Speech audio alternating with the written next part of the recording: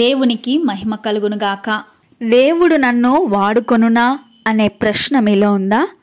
దేవుని కార్యములు గొప్పవారనబడిన వారి చేత జరిపించబడక ఆయన పట్ల సమర్పణాభావము గల సామాన్యుల చేతనే జరిపింపబడుచున్నవి. నేను వ్యర్థుడను, నాకెటువంటి తలాంతులు వరములు లేవు. నేను తరచుగా ఘోరముగా అపజయం పొందుచున్నాను. నీవు నన్ను నిజముగా వాడుకొనగలవా అని నీవు దేవుణ్ణి అడగవచ్చు. ఈ ప్రశ్నకు జవాబు దేవుని వాక్యములోనే దొరుకుచున్నది.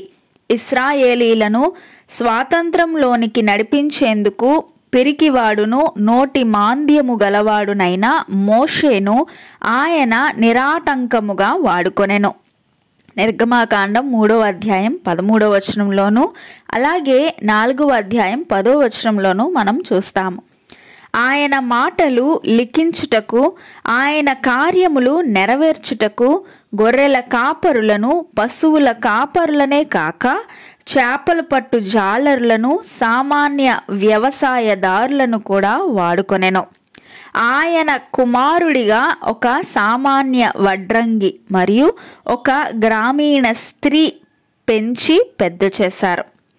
ఇదే విధంగా ఆయన ఇప్పుడు కూడా తన కార్యములను జరిగించుచున్నాడు. నేటి పరిస్థితులను బట్టి ఈ అభ్యోదయ సమాజంలో మనకు దేవుని కార్యములు జరిగించుటకు గొప్ప గొప్ప పద్ధతులు, వివిధ ప్రజాకర్షణ యాంత్రిక పరికరములు, బ్రహ్మాండమైన దేవాలయములు ఉన్నప్పటికీ దేవుడు తన అసాధారణ కార్యములన్నిటినీ సామాన్య మానవుల చేతనే జరిగించుకొనుచున్నారు. దేవుడు నన్ను నిజముగా వాడుకొనునా అని మనలను మనం ప్రశ్నించుకుంటే దానికి జవాబు ఇప్పుడు స్పష్టంగా కనిపించుచున్నది. బలవంతులైన వారిని సిగ్గుపరచుటకు లోకములో బలహీనులైన వారిని దేవుడు ఏర్పరచుకొని ఉన్నాడు. 1 కొరింథీయులకు రాసిన పత్రిక 1వ అధ్యాయం 27వ వచనం. వేలాది సంవత్సరముల నుండి నీలాంటి నాలాంటి సామాన్య ప్రజలను దేవుడు వాడుకొనుచున్నాడు గనుక ఆయన ఈ పద్ధతినే కొనసాగించక ఎందుకు ఆపుచేయును? అసాధారణ దైవ కార్యములు జరిగించుటకు సాధారణ మనుష్యులు దేవునికి కావలెను. 1 కొరింథీయులకు రాసిన పత్రిక 1వ అధ్యాయం 26 నుండి 31 వచనం వరకు చదువుకుందాం. సహోదరులారా, మిమ్మును పిలిచిన పిలుపును చూడుడి. మీలో లోకరీతిని జ్ఞానులైనను ఘనులైనను గొప్ప వంశము వారైనను అనేకులు పిలువబడలేదు గాని ఏ శరీరియు దేవుని ఎదుట అతిశయింపకుండునట్లు జ్ఞానులను సిగ్గుపరచుటకు లోకములో నుండి వెర్రివారిని దేవుడు ఏర్పరచుకొని ఉన్నాడు.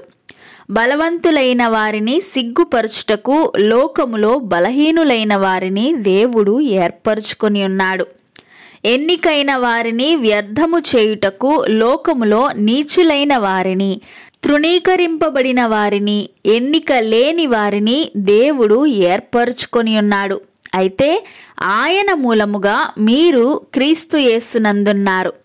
అతిశయించువాడు ప్రభువునందే అతిశయింపవలెను అని వ్రాయబడినది నెరవేరునట్లు దేవుని మూలముగా ఆయన మనకు జ్ఞానమును, నీతియు, పరిశుద్ధతయు, విమోచనమునాయెను.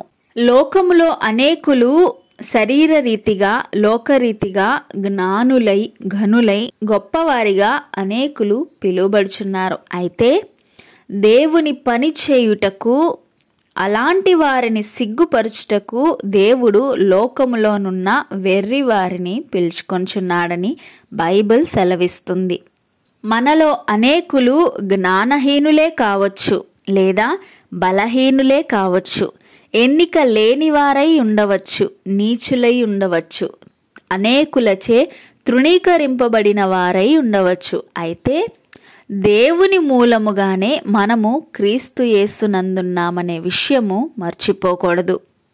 ఏవి ఉన్నా లేకపోయినా ప్రభువునందు ఉన్న ఎడల దేవుని మూలముగా ఆయన మనకు జ్ఞానమును, నీతిని, పరిశుద్ధతయు, విమోచనను దయచేయును.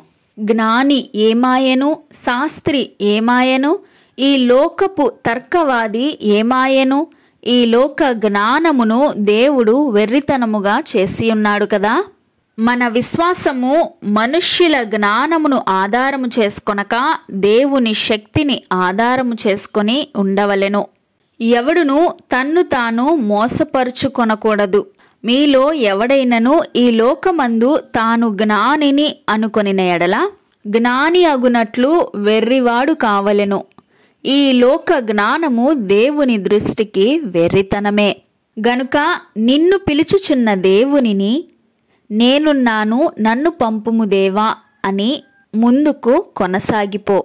వెనుకున్నవి మరచి ముందున్న వాటికై పరుగులెత్తు.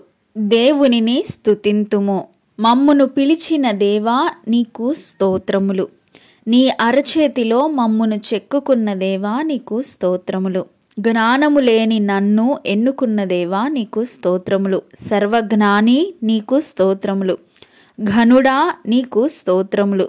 గొప్ప దేవా, మహాదేవా నీకు స్తోత్రములు. మా అతిశయాస్పదమైన దేవా నీకు స్తోత్రములు. బలవంతుడైన దేవా నీకు స్తోత్రములు. బలవంతులను సిగ్గుపరచుటకు లోకములోని బలహీనులైన వారిని ఏర్పరచుకొనిన దేవా నీకు స్తోత్రములు. ఎన్నికైన వారిని వ్యర్థము చేయుటకు లోకములో నీచమైన తృణీకరింపబడి ఉన్న ఎన్నిక లేని మమ్మల్ని ఎన్నుకున్న దేవా నీకు స్తోత్రములు. అతిశయుడా నీకు స్తోత్రములు. నీతికి ఆధారమగు దేవా నీకు స్తోత్రములు. మా విమోచకుడా నీకు స్తోత్రములు.